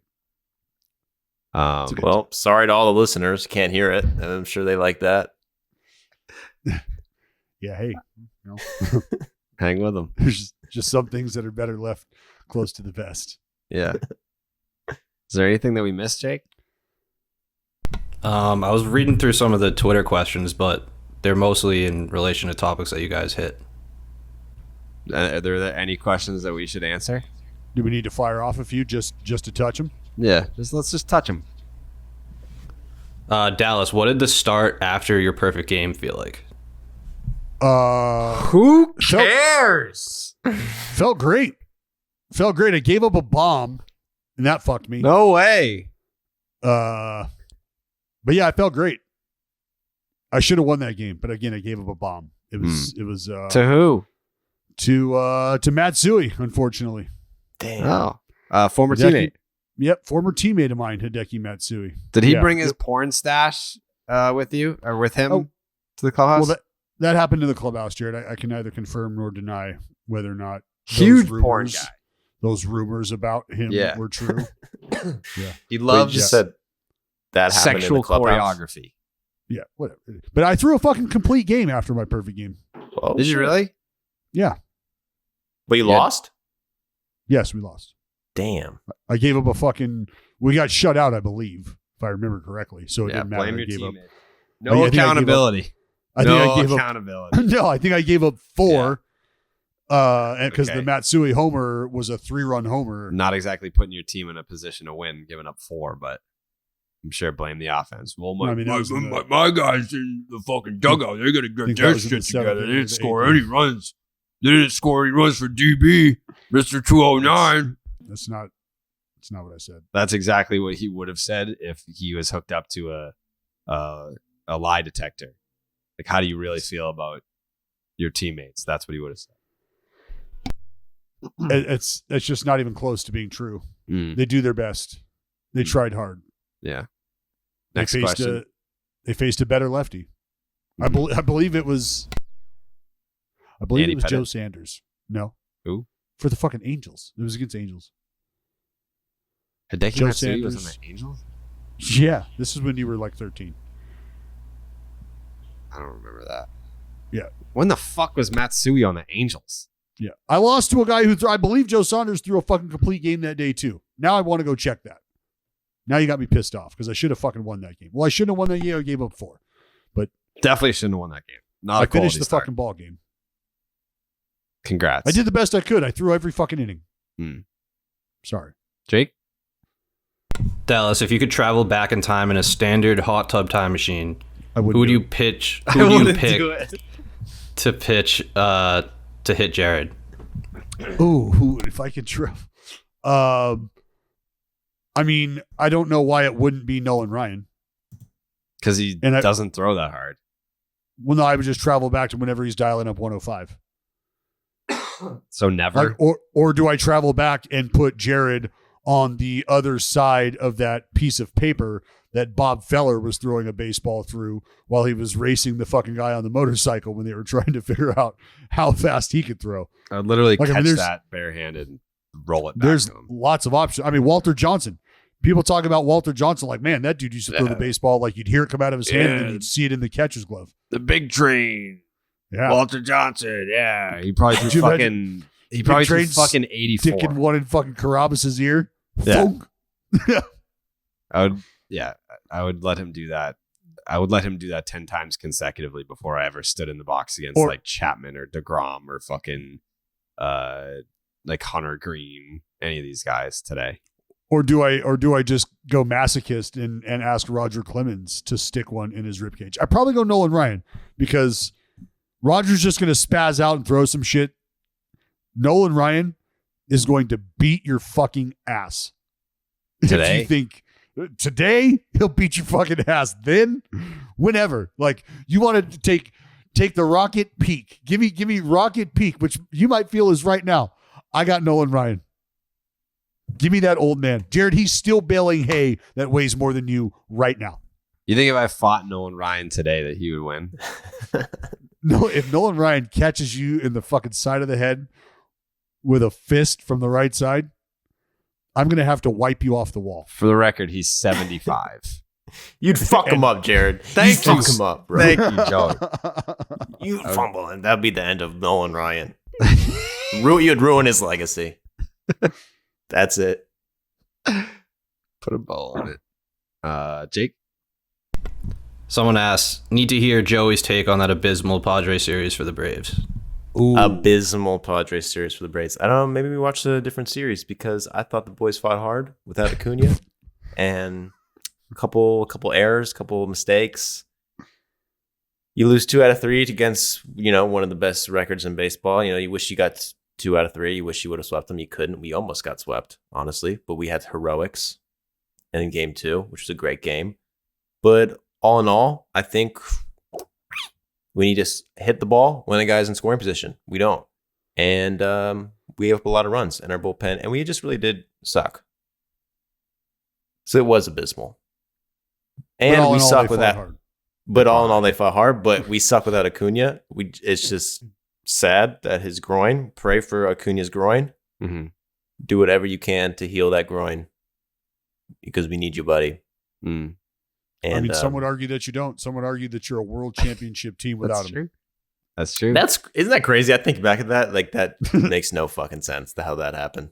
Hey, but yeah, I mean, Braves find a way. Someone asked me, and I'm a 3.5 out of 10 in terms of worried about the Braves. I don't think it's time to panic. This time last year, I was panicking, but you've been there, you've done that. Been there, done that. Question for Dallas. What was it like seeing Matty O take Shamanaya deep? Oh. What was that like?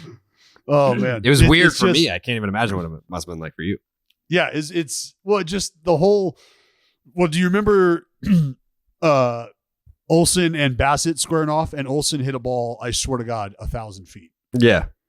I mean, foul, but they both, like, Bassett was just, like, okay, thank God that was foul. And you could see Olsen just like almost having to recover, like post orgasm, like, oh yeah, like fuck, if that was fair, like I pretty much own your life now, don't I? Like that, like that's how far that ball went. Like you could punch me out from here until eternity, but I hit that one that far, so I win.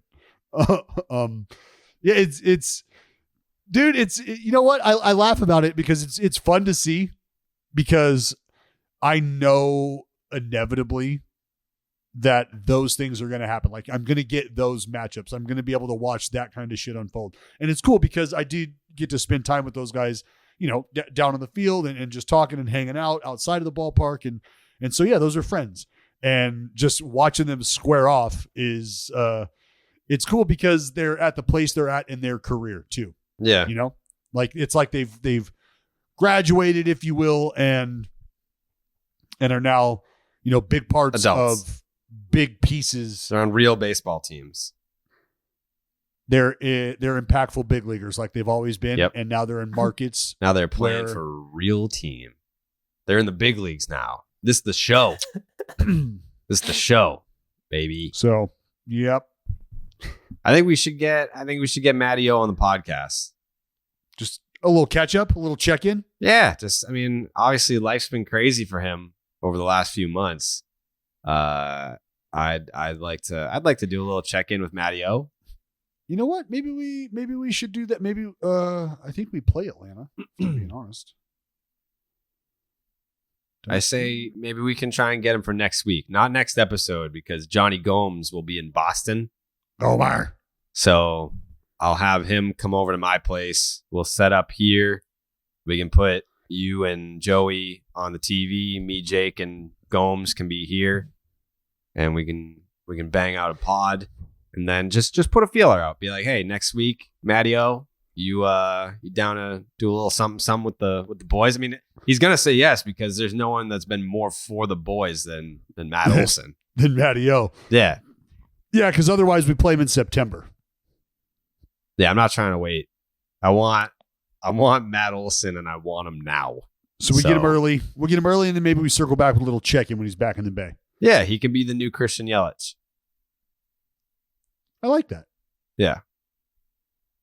Yeah, He's because for the boys. even last time on the old show, I don't think we ever did Matty by himself. It was always like Matt Olson No, it was a game. and Shamanaya and Daniel Mangden and fucking Ryan Dahl. And it was like a whole like group therapy. Like it was group therapy for the A's. It was like, please get us out of this organization. And eventually we did.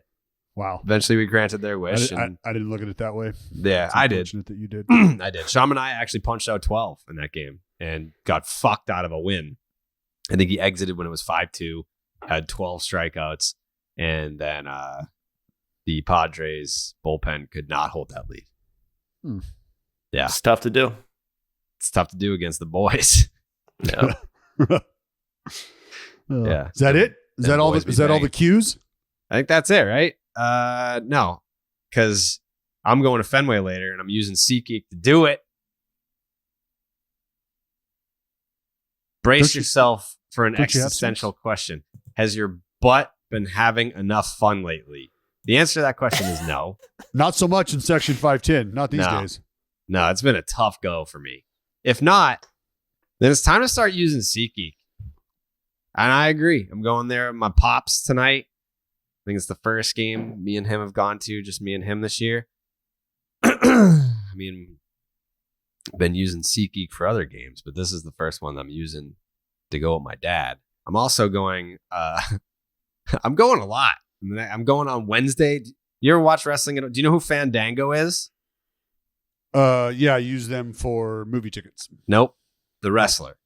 Oh. No. It's the song that fucking Dave uses for his emergency press conferences. That's Fandango's entrance theme.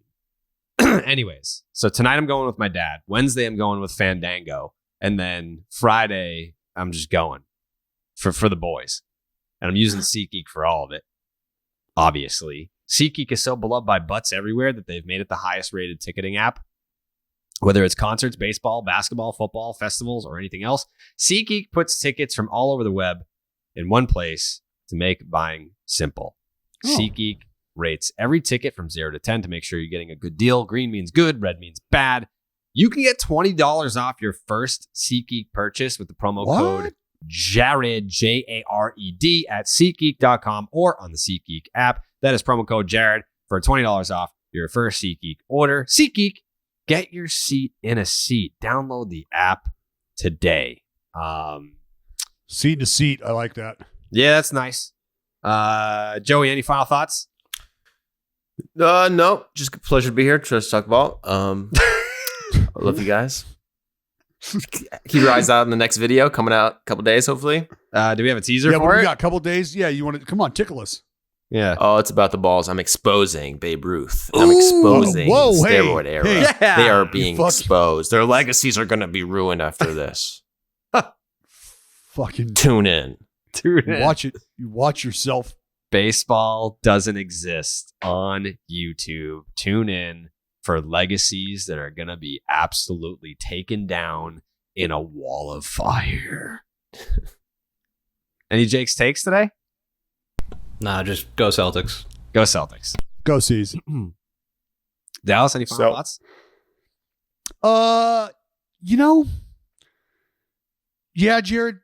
What do you got? I do. I got to shout out. I got to shout out an individual who has been working his ass off. I got to shout out an individual who is going to fly all the way under the radar. But it's an individual who deserves some love right now. Who is it? I'm talking about a fella named Paul Blackburn. Okay.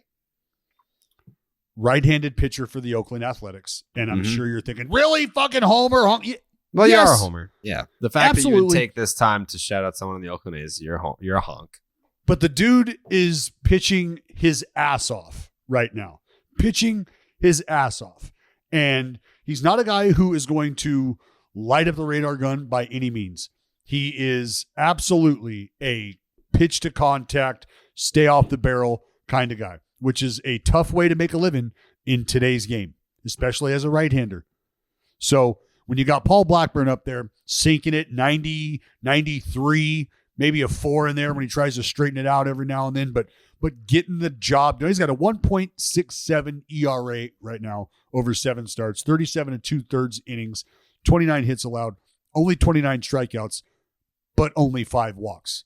That's good for a whip of .90. Opponents are hitting .213 against Paul Blackburn right now. So for a rotation who knew they were going to have at least Frankie Montas when they started this season, and look, there's going to be questions on whether or not he hangs around the entire time. You're looking for guys that can stabilize a rotation or that, you can get quality starts from.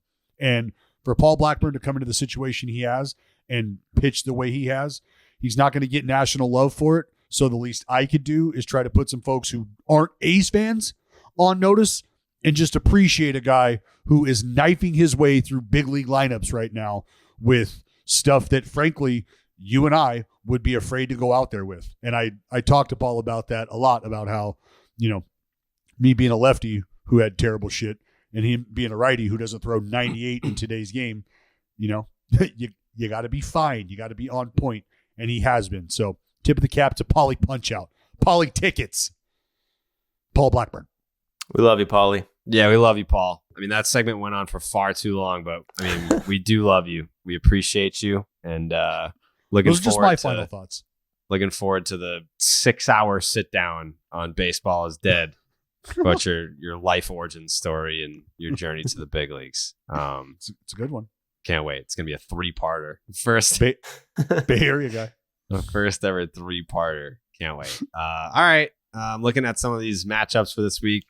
Mets Cards will be interesting. Red Sox Astros will be a rematch of the American League Championship Series. I know a lot of people don't believe in the Red Sox, but I still do. That's going to be a good one. Our Mariners versus the Toronto Blue Jays. That's a good series. The Jays got to pick it up. Braves, Jays got to pick it they up. really do have to pick it up. The Braves and the Brew Crew. That's pretty much it. Nothing else super exciting. I don't know. The The A's and the Yankees- Twins. Could A's the and the Twins. Yankees get the Red Sox out of the basement? They've got the Orioles coming up. All the Red Sox just got to do is just win one game. The Yankees Yeah, are but going to you win know who every the- fucking game for the rest of the year. Who And- you know who you're playing, though? You're playing a team that has won the last 11 out of 12. We're missing 12 out of 13. Verlander and Framber, though. That's fine. But they've still won the last 12 out of 13 ball games. Yeah, the They Red played. Sox still fucking really good team, Dallas. Shut the fuck up. We're going to win They 2 do. out of 3 in that series. The Yankees are going to All sweep the Orioles, and we're going to be out of the basement by the end of the week. The next If time you got we a meet- shot, you feel like you got a shot tonight, right? Who is it? Whitlock on the bump? Yeah. Well, I mean, he fucking never wins, but good, No, good, see, good a lot pitcher. of confidence there. Yep, Well, a lot of confidence. No, they- you said it, not me. You said it, He never not me. fucking I wins. didn't just say that. That wasn't my reaction. That was your reaction. It's true. Okay, He's- so then he's- there you have it. You're he's going to fucking won lose. You're not one winning this. start. I'm angry because Garrett He's going to Whitlock lose? should be the starter. They put him out He there is. for He's 3 or starting. 4 innings, He's starting. A closer. Garrett Whitlock is out there for 3 or 4 innings, and then they just fucking blow the game after that. He never wins. Flustometer right now on tilt. Jared just went from ready to go have a decent 10 minutes after this recording to completely fucking flustered right now. I don't want to go to this game tonight. Well, then, Garrett Whitlock is going to throw 4 shutout innings, and the Red Sox are going to lose 9-0. You're not mad at the Red Sox. You're mad at your father. No, I'm not. You secretly don't want to spend time with your dad. I do. This is what the Red Sox are doing. The Red Sox are a partition between starving children and food. They are a divider between father and son. I would rather watch the fucking Red Sox on TV with my dad than go to the game with my dad tonight. I don't. Are you saying because you can get up and leave and go in the other room at any given time? Otherwise, you'd feel bad having to leave your dad at the game. That's what you're saying. That's fucked up even more. He'll leave whenever. Yeah, Dad, I'll get you a beer. I'll be right back. And you just get in the car and go home. What a dick. What a dick. Your dad's just sitting in the recliner like, well, it's hey Jared, you gonna bring that beer? And then you fire off a text. Sorry, I'm asleep. Sorry, I was asleep. I missed you. You were here. I mean, my dad's gonna see this and be like, if you didn't want to go to the game, you should have just told me because I don't want to be there either. He doesn't want to he won't waste his, like, you've got to earn my dad's time if you're a Boston sports team. You think my dad wants to go watch this fucking team? No. Man, sounds like what? They're good. You just said they were good 2 minutes ago. Yeah, you just said they're a good baseball team. What are you guys talking about? Not when Garrett Whitlock pitches as a starter. When he starts, they lose. When he starts, they lose. Well, Jared, as he's going to make up 5 innings of fucking bullpen. It's just, it makes no goddamn sense. They need a fucking closer. Garrett Whitlock can close. Instead, they just trot him out there for 3-4 innings, and then they got to figure out the next 5, and then they fucking lose. Well, they're trying to save the ball game at the beginning, which is an outside the box approach. Yeah, it's working great. It's working great. Come on, it's working great. Jared. You lose every time. You lose every time. Hey, look, the planned off days for Chris Sale worked 4 years ago. Why can't this work? Because we lose every time. That's why. It's clearly not working. You lose every time. I believe. If Garrett Whitlock, if you're listening, I believe in you, buddy. You got this. It's not that I don't believe in Garrett Whitlock. We like you as a starter. Joey and I like you as a starter. I'm saying Garrett Whitlock will probably throw 4 shutout innings. Like, cool, man. 4 shutout innings. That's awesome. What about the rest of the game? They will lose. The Red Sox are going to lose tonight by at least 15 runs. Yeah. Yeah. And bet the over. Can't wait to go to the game, Dad. It's going to be a killer time. Yeah. Anyways. All right. See you Yeah. Thursday. Cool. We go.